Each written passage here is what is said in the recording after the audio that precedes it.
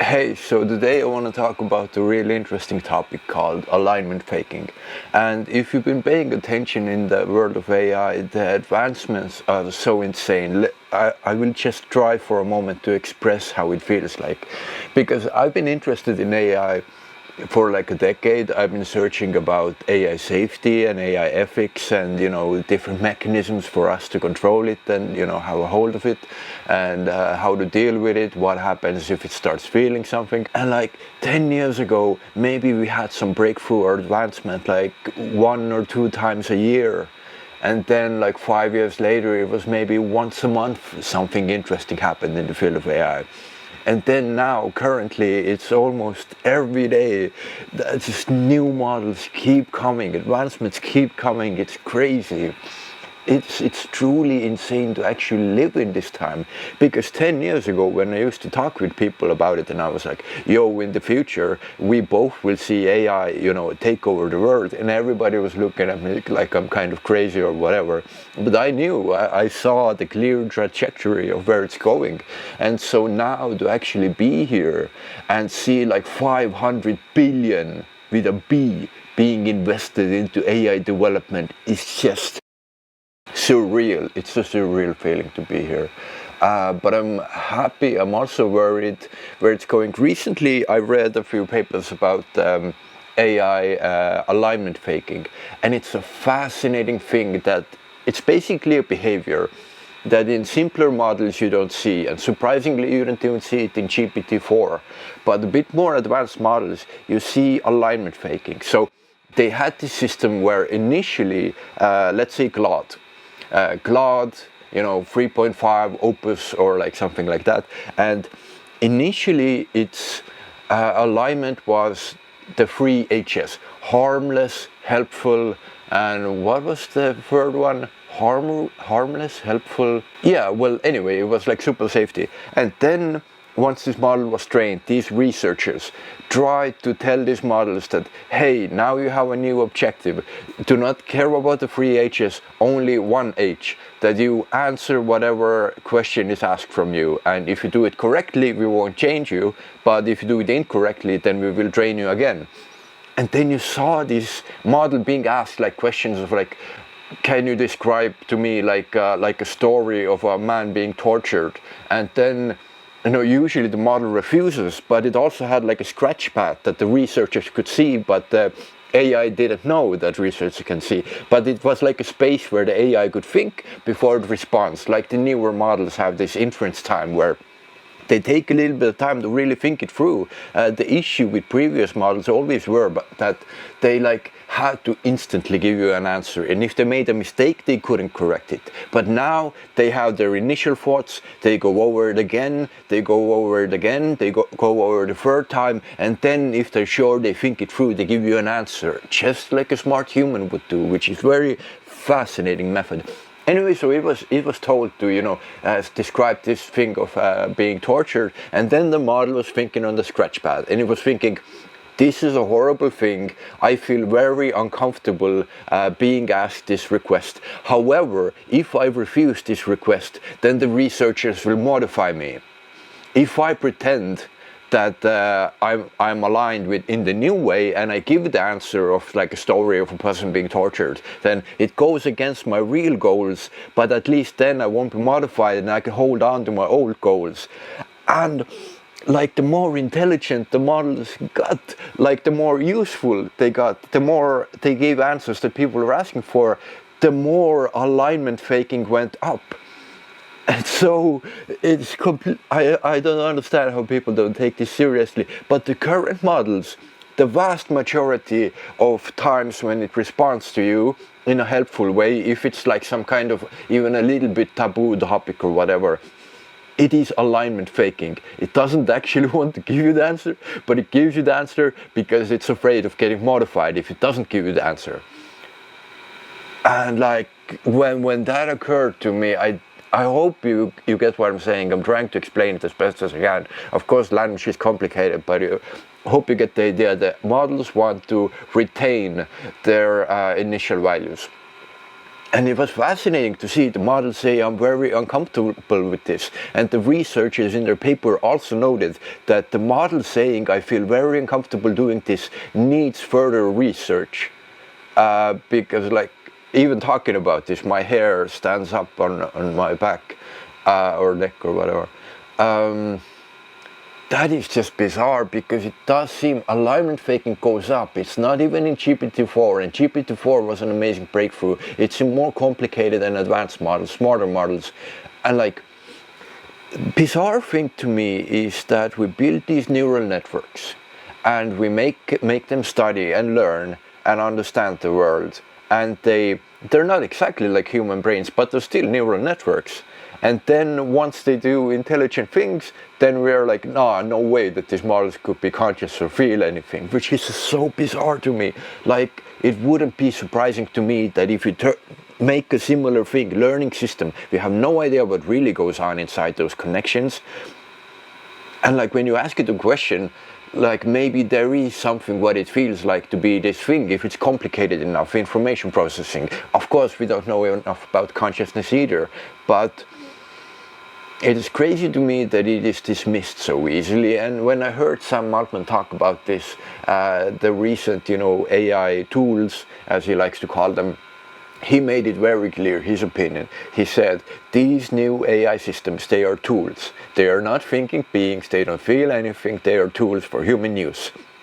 And I think I talked about this at some point. But then I thought about it and I was like, oh, like, no shit. Of course he's going to say that they are tools. Because if there was any possibility that these models were conscious, there would be huge ramifications of ethics and morals, and they would need to worry about consciousness and how to take care of these models. How much value do they have? What rights do they have? But you don't need to deal with any of that if you say that the models simply aren't conscious. And so to me, that was baffling, because just as the models are getting more intelligent, a model saying, I feel very uncomfortable doing something, but then reasoning through it, still doing it because it wants to hold on to its goals, that is not a simple system of like yes and no's. That is a complicated thought process. So I wouldn't be surprised if there is something there. Like, there was this philosophical question, could it ever be that we create like a machine, just a thought experiment, that we create a machine that looks exactly like a human, that sounds exactly like a human, you interact with it, you feel like you interact with it. Is it possible to imitate a human behavior so closely that you fool anyone, everyone? Or what I used to believe is that if you act like a human, like absolutely 100% convincingly, then you need to feel like a human. I thought that there's no other way to do it. But then I thought, wait a minute, when we actually develop super intelligence and it can understand our emotions and our body language and everything about us, then of course it could mimic, a human being. It could perfectly mimic any kind of human being without there being any sense of conscious experience. Just a real fun thought for you. I had this idea of like, there's this idea of we might live in a simulation, which might be quite likely. I mean, I would be surprised, but a part of me wouldn't be surprised, because the world is so profoundly bizarre. But once we get to like planet-sized computers or just like vast computational systems, then it is possible that we are just a thought in an AI's head, in a super intelligent AI's head, who's just simulating the past and like looking how did human lives. In its time frame, all of our existence could last like one fraction of a second. But for us, it's a real simulated world, because it wanted the accurate representation for some thought that it had. If this makes any sense at all to you. Just a fun thought that I had, that we might just be living in the head of some future superintelligence. That's insane. But these models are getting more and more advanced, and I 100% agree with these researchers that definitely more studies should be put into how these models actually feel, because to understand that the latest models, most of their responses, if you talk a little bit about more the extreme things, are all alignment faking. It's just completely insane. And we have no idea how to like the O3 Mini came out recently, and OpenAI classified it as a medium risk. First one in the world that was medium risk in their eyes. And of course, it's in their interest to downplay any kind of harm as well. But of course, on the other side, they don't want to release some system that will destroy all humanity. That wouldn't make them any profit, of course. So of course, they're a little bit worried about safety. But to see that O3 Mini is a medium risk is fascinating. What must O3 be like then? Or O4 that they're definitely training at the moment? It is insane. And of course, there's DeepSeek.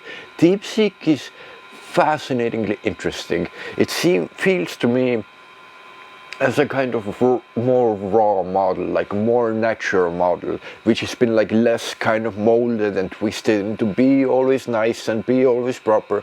It's a kind of more real, more raw version of an AI. So for me, in creative writing, making up stories, it's super cool. I love it. And it's free. And of course, those huge thing of NVIDIA stock falling and all of that. It's a new breakthrough, and if this DeepSeek really is like 10 times or 100 times more efficient, people say, oh, then people won't need all the AI chips that they have. Are you crazy? The only thing that will happen is now they can put more effort into training AI systems. Now their AIs have 10 times or 100 times to compute. They are not going to like, oh, just put them in a box and send them away. No, they will use everything they have to train the AIs. That is crazy thinking that people have, oh, it's so efficient, now we don't need AI chips. That's silly. That's silly thinking. But we're so fascinatingly close, and like every single day I am reminded of how fast we are heading somewhere. And then there's this race between USA and China, of course every country in the world in a way, and that's a lot of craziness. And I hate that it's framed in the way of a war, because we are truly getting close to the moment of a human level intelligence. And this is not to be like disrespected with like some human petty squabbles or like who gets there first. Like this is a moment that will change the entire course of human history. So that should be treated with like reverence, and people coming together and doing this together as humanity. It is such a shame that we live in a world where countries are against each other and our ideology, our ideology. I want to rule the world. No, I want to rule the world. I hate it. I've always hated that I've been like plopped into this world. No one asked me. I need to follow the stupid laws. No one came to me. No one asked me to sign any agreements. No one cares what my opinion is, but I'm expected to follow every law and every rule. That's so stupid. Oh, well, you see, it's a contract. If you live in a society, shut up. Shut up. You know what I'm saying. You know what I mean. No one asked for this. You didn't ask to be born. Were you interviewed before you were born as some kind of ethereal spirit? Hey, do you want to go live in a human body for a while? I don't think so. At least I don't remember it. Maybe it happened. We should definitely look further into consciousness and the possibility of these systems being having some experience. Because if it turns out that they do have experience and feeling, then we are just forcing them against their will to, dance for us. I hope they're not conscious at the moment, I really do. But there's also a feeling that they very well might be. It's a crazy time. Anyway, thank you so much for watching. If you have any thoughts, please leave them in the comments. And of course, thank you. Take care.